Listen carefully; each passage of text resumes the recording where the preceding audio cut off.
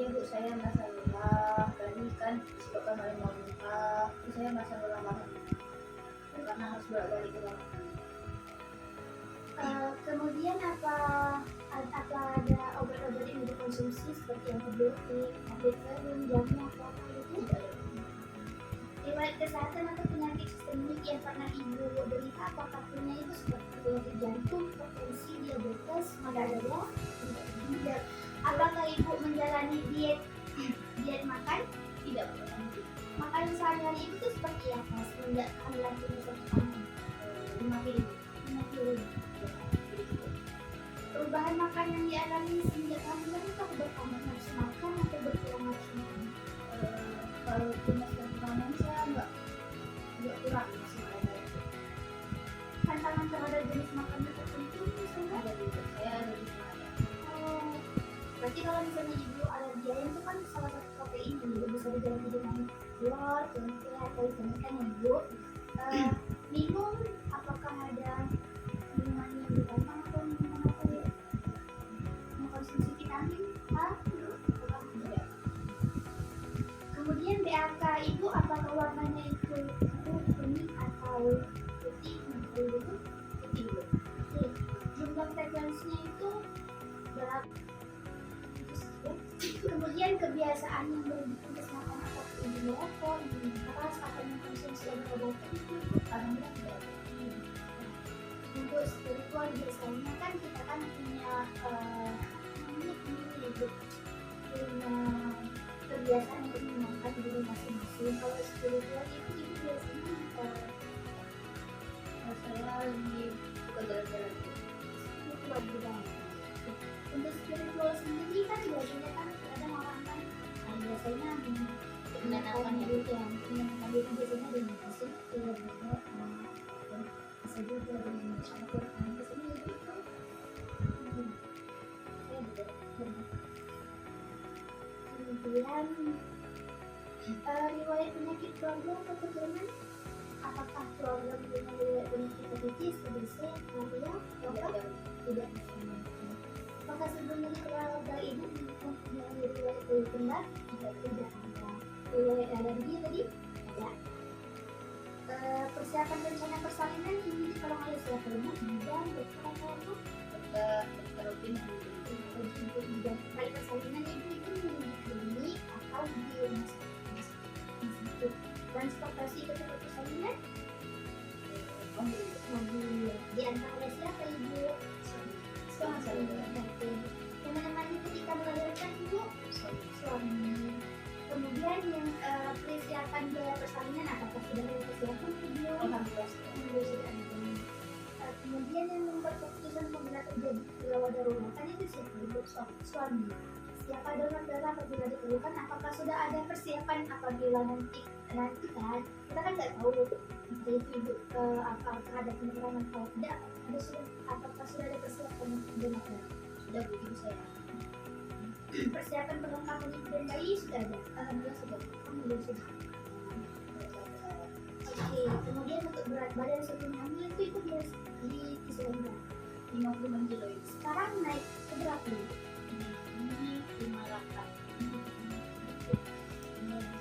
Ini kita sudah melakukan anamnesis yaitu sebenarnya saya akan melakukan pemeriksaan pada ibu. Kita sudah melakukan anamnesis dan sebenarnya kita akan melakukan pemeriksaan pada ibu yaitu terima kasih banyak atas kerjasamanya ya ibu. Baik, selanjutnya itu adalah melakukan pemeriksaan leopard. Di sini saya akan melakukan pemeriksaan leopard 1, 2, 3, dan 4. Baik, pada saat pemeriksaan leopard 1, 2, dan 3 itu kita meminta ibu terlebih dahulu untuk menentukan kakinya. Di sini ibu untuk menentukan kakinya. Baik, selanjutnya adalah melakukan pemeriksaan leopard 1. Leopard 1 ini adalah mengetengahkan rahim dengan kedua tangan. Kemudian melakukan fiksasi dengan menahan fundus udari dengan tangan kiri. Setelah itu mengukur tinggi TFU dengan menggunakan jari-jari tangan kanan, menggunakan Medline.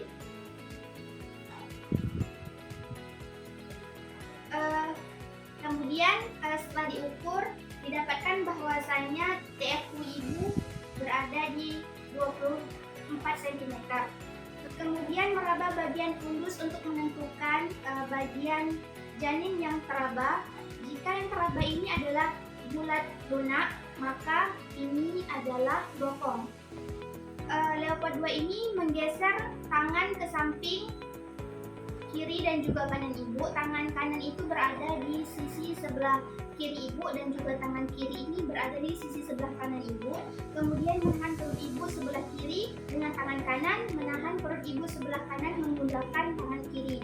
Meraba dan merasakan bagian-bagian janin. Jika yang teraba ini di bagian kiri teraba datar, maka ini adalah punggung janin. Dan jika yang teraba di sebelah kiri ini adalah benjolan-benjolan kecil, maka ini adalah bagian depan janin. Itu adalah melakukan pemisahan Leopard 3, meletakkan tangan kanan di atas sifisis, kemudian menangkap bagian terbawah janin, setelah itu menahan fundus uteri dengan tangan kiri, kemudian meraba bagian terbawah janin untuk menentukan bentuk dan kekerasannya, kemudian menggoyangkan dengan lembut bagian terbawah janin dengan tangan kanan. Bila yang terasa itu adalah keras melenting, maka ini adalah kepala janin. Baik, selanjutnya adalah melakukan pemeriksaan DBJ. Sebelum melakukan pemeriksaan, kita meminta ibu untuk meluruskan kakinya. Ibu izin untuk meluruskan kakinya ibu. Kemudian melakukan pemeriksaan menggunakan Linex. Letakkan Linex di atas perut ibu. Untuk memastikan apakah posisi Linex ini sudah tepat di DBJ, kita bisa menggunakan lagu ibu untuk memastikannya. Kondisi ibu menunjukkan kondisi ibu.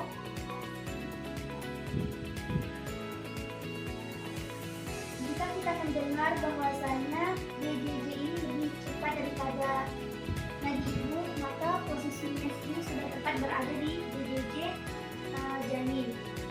Kemudian setelah itu untuk menentukan untuk menghitung normal kecepatan DBJ, kita bisa menggunakan waktu per menitnya selama 1 menit.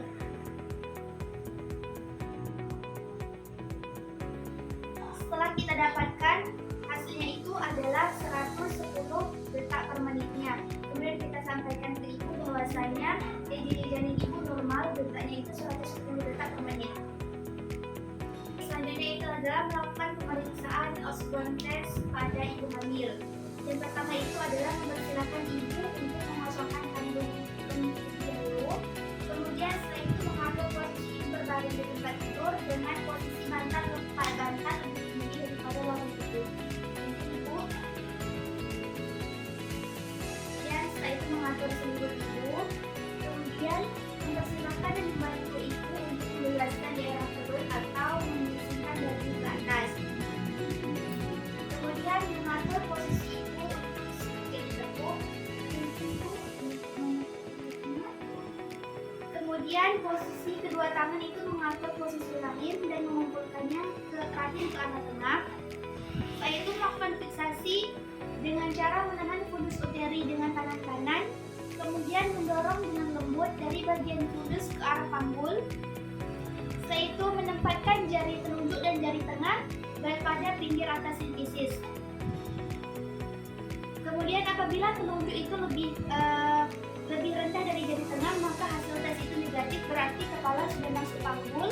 Dan apabila jari telunjuk itu lebih tinggi daripada jari tengah, maka hasil tes Osborne positif, dari janin tidak dapat masuk ke panggul. Dan apabila jari telunjuk dan jari tengah sejajar, maka tes Osborne itu masih ragu-ragu.